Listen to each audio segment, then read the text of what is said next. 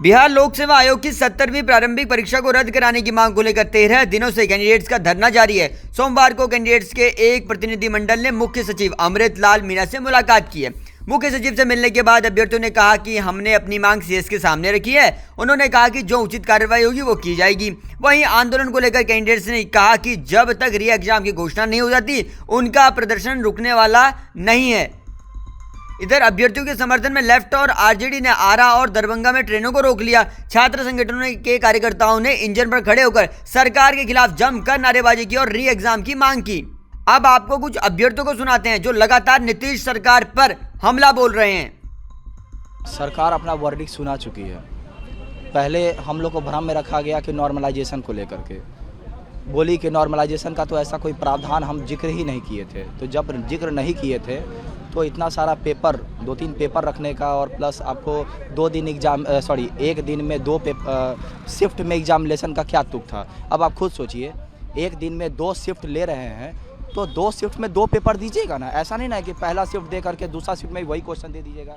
That's final. Normalisation तो indirectly आपने लागू किया, लेकिन क्या कहा आयोग कि मैंने तो जिक्र ही नहीं किया था। सच बात है, आपने जिक्र नहीं किया था। दोबारा रिपीट कर, आपने जिक्र नहीं किया था, लेकिन इनडायरेक्टली क्या था, आपने जिक्र तो कर दिया। एक दिन में 2 पेपर नॉर्मलाइजेशन नहीं कीजिएगा तो क्या कीजिएगा। अभी देखिए अचानक क्या ये लोग पलटी मारा है।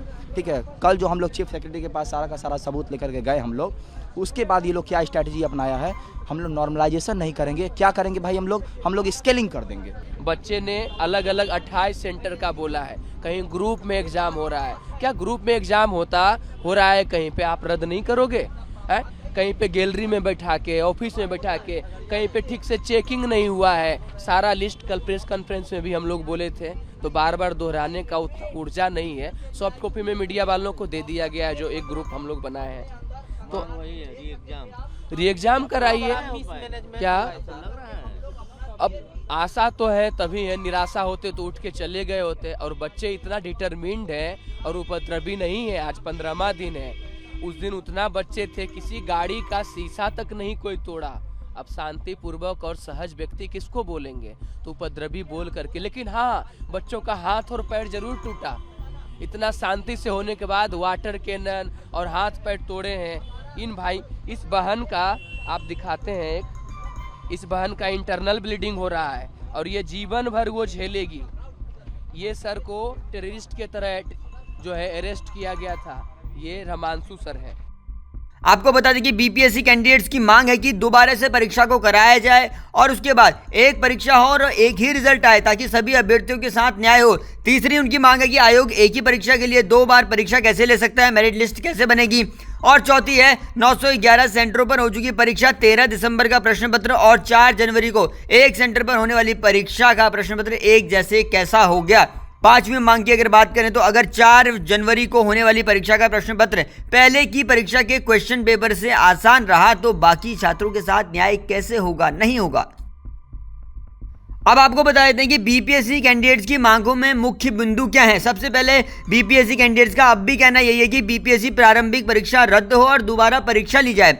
दूसरी मांग है कि एक परीक्षा हो और एक ही रिजल्ट आए, ताकि सभी अभ्यर्थियों के साथ न्याय हो। तीसरी मांग में शामिल है कि आयोग एक ही परीक्षा के लिए 2 बार परीक्षा कैसे ले सकता है, मेरिट लिस्ट कैसे बनेगी। चौथी मांग है कि 911 सेंटरों पर हो चुकी परीक्षा, 13 दिसंबर का प्रश्न पत्र और 4 जनवरी को एक सेंटर पर होने वाली परीक्षा का प्रश्न पत्र एक जैसा कैसे होगा। और 5वीं मांग है कि अगर 4 जनवरी को होने वाली परीक्षा का प्रश्न पत्र पहले की परीक्षा के क्वेश्चन पेपर से आसान रहा तो बाकी छात्रों के साथ न्याय नहीं होगा। इस पर अन्य अभ्यर्थी भी क्या कह रहे हैं वो भी आपको एक बार सुना देते हैं। देखिए, हम लोग का जो लगातार मांग है कि बीपीएससी का री एग्ज़ाम होनी चाहिए, उसी के तहत हम लोग हैं। और कई दिनों से हम लोग बहुत बातों को ना देखे तो इसी बात पे हम लोगों का है कि बस बीपीएससी का री एग्ज़ाम हम लोगों का जो मांग है उसके लिए सरकार हाँ कह दे तो हम लोग यहाँ से चले जाएंगे। कोई दिक्कत भी नहीं है हम लोगों को। सरकार ने पिछले दिन 31 तारीख को कहा था कि जो है इसका हम 24 घंटे में कुछ विचार करके निर्णय देंगे, लेकिन ऐसा कुछ जो आशा था उसके अनुरूप उन्होंने नहीं दिया। बावजूद 4 तारीख को है, लेकिन हम लोग प्रयास जारी है और आज भी हम लोग लगातार उस पर बातचीत हो रही है। हमारे जो टीम है, कोर कमेटी के जो साथी लोग हैं, वो सभी राम भाई, सत्यम भाई लोग उस पर प्रयास कर रहे हैं।